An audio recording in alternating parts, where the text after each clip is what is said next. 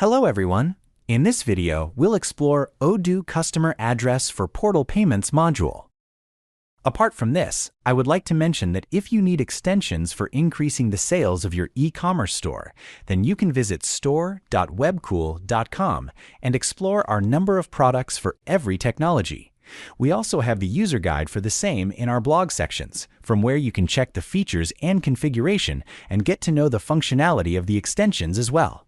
Now, let's move back to our video. This is our admin panel. Once the module is installed, first enable the Portal Address Review and Edit checkbox to allow users to edit or change their address before making a payment through the portal.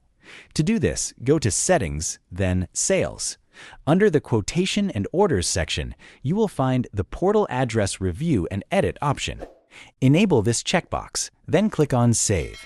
This configuration will be applied globally to all quotations. Now, let's see how a portal user can edit or change their address before making a payment. For that, go to the portal user dashboard. Under My Account, you can see the available quotations. Click on it and select the quotation you want to pay for. Then click on the Sign and Pay button. Now click on Accept and Sign. Now here, you can edit your existing billing address before proceeding with the payment through the portal. For now, I'm changing the zip code. If you want to change the delivery address, click on Delivery Address.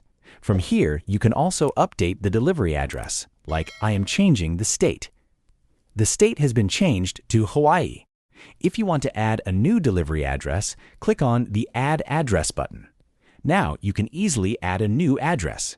You can also reload the previous address by clicking on the Reload icon. Now click on Proceed to continue with the payment. Then click on Pay. That's how the Customer Address for Portal Payments module helps users edit or change their address before making a payment. And that's all about the functionality of this module. I hope you like it. If you have any queries, please contact us at support@webkul.com or raise a ticket at webkul.uvdesk.com.